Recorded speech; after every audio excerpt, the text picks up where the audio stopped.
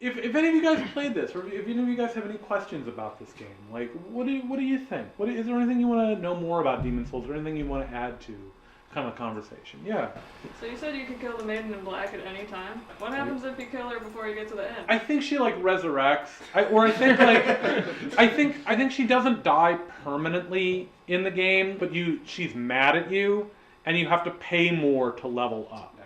They generally don't take that mechanic away from you, but they punish you for breaking the rules. I know that's kind of the rules in later games. They don't let you kill them. They're like, you can't kill me, I'm immortal. So, but everybody else, if you kill them, it is permanent.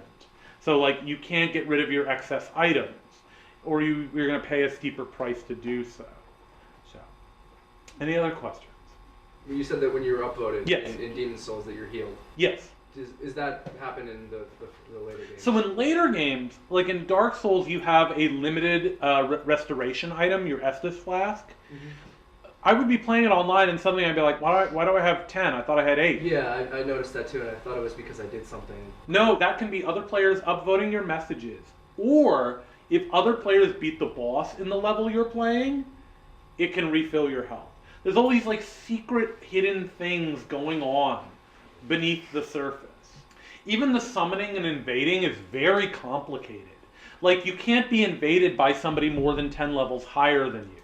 You can't summon somebody more than 10 levels higher than you.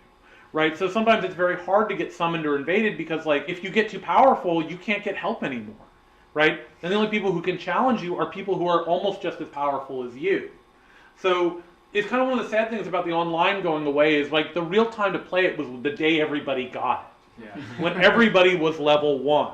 Instead of everybody being like, you usually finish the game about level 100. There's going to be less and less players up there, you know? And if players are playing through the game again and again and again, they're going to be like 100, 200. You're not going to match with anybody so well. One of the nice things they did in future games, you can summon outside your level cap with a password. So like my friends on Twitter will be like, I'm stuck. I'll be like, let's make a private game. Summon me in, and I'm level 200 and you're level 30. I have everything. They added that password thing to Dark Souls 3, and it's going to be in the remake of 1. So yes. It's going to be more doable. And also there's a Reddit where every so often they'll all restart one of the games together. So it's not like everybody's level 1, but there are a bunch of people who are going through about the part you are. It's pretty cool. They're trying to do it with Demon Souls, but the servers are already pretty the servers are already kind of dead. I did Dark Souls 2, everybody come back, and it was great. Like, I had this great experience of, like, there was a dark stage, and I just held the torch for people and didn't even swing my sword, but they could see in the dark now. So the online gets a lot better in subsequent games. But all the core of what that online is right here from day one. Anything else? It was really interesting to hear all the quotes from Miyazaki. Yeah. Kind of seeing how he came about this almost Western kind of style of game. I mean, when I played Dark Souls, I was so engrossed with how like dark and brooding this medieval world was. So I searched out other media like Dark Souls. I wanted to find that experience again, and I came across the anime Berserk. Yeah, Berserk is a big influence. Well, were there any other like? Do you see any other influences that Miyazaki came across? I mean, obviously the language barrier is hard, so it's hard to get interviews with him, and he's very reticent to talk about stuff. Mm. You know, the sorcery one was a big reveal into what we realized was going on. And yeah, like, you saw the guy crucified to a wagon wheel. That literal image is in Berserk. Like, that is his biggest influence. Like, it's really these couple influences looming large. And yeah, Lovecraft plays big into Bloodborne. There are Lovecraftian monsters even in Demon Souls. But people kind of don't know where else he's coming from. There's actually a really good video series by this guy, Jerks on Frontiers. And he's more knowledgeable of Eastern culture, which, you know, I don't have a background in. And he's like, there's a lot of Buddhist stuff, resurrection, and like your place in the cycle of life repeating that's in these games that just as Westerner, like we get all the Western stuff. Yeah. We're like, okay, I know that. But all the Eastern stuff is kind of a little murky and like it's hard to talk about if you don't really know that stuff. Did anybody have like a crazy like experience when they were playing, like a good story? Yeah, well, did everybody just get to level 1-1 and go, nope? I remember the like penultimate boss, which is like a king at the top of a tower, and like he had a special move where if he struck you and you got hit, you would actually lose a level. Yeah.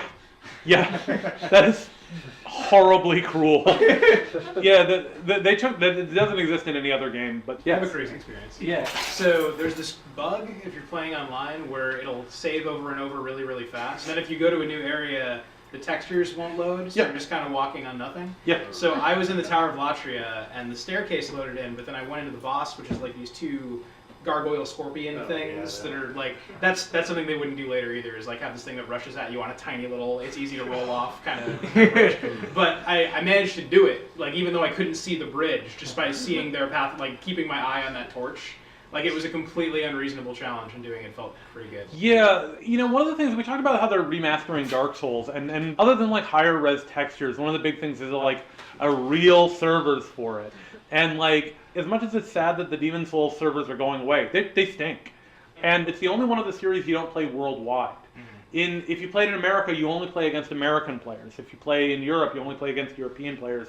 In Japan, you only play against Japanese players. That's part of all that licensing stuff we saw at the beginning. It's this weird thing, and that's why I like that whole thing of like, is the world worth saving? It's like, is Demon Souls Online worth saving? Like, if it doesn't really work so well. Like, I'll miss some of it, but otherwise, you're right, it's buggy. Do you think when they designed it, they anticipated that the internet would come and create this amazing strategy guide with these wikis and these maps, and that would be part of the fun for people, or was that just a side effect that just happened? I mean, it seems so baked into the game with the messaging system. I don't know that they thought it would be as in-depth as it was because they made this limited messaging system. You know, I'm sure they released a $20 strategy guide, you know, so they make money, but like, it's one of those things of like, over time, like, suddenly everybody was talking about this game.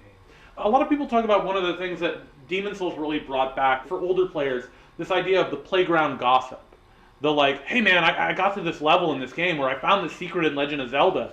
Like, what? I never found that. Where is that? Like, I've never heard about that. And you can't check it on the internet. You have to just rely on, like, your friend got an issue of Nintendo Power and found something, or found something by accident, and now he told it to you, and now you know it, right?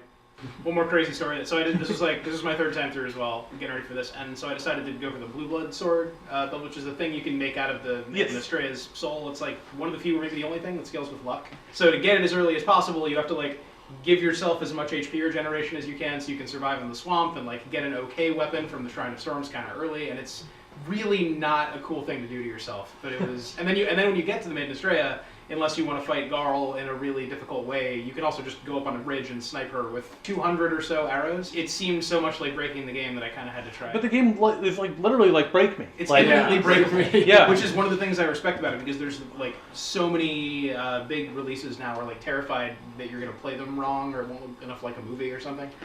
Allowing itself to be broken makes these games so cool. Yeah, especially like all of these things, like, and like if you guys ever look online, the community around this of like, oh, I'm gonna beat the game like with my fists. Like, I'm not gonna equip a weapon, but like if I do this and this and this, like, I can actually be really strong with my fists. But again, it's that thing of like, this game is broken. You can break it, but we're not gonna tell you can break it.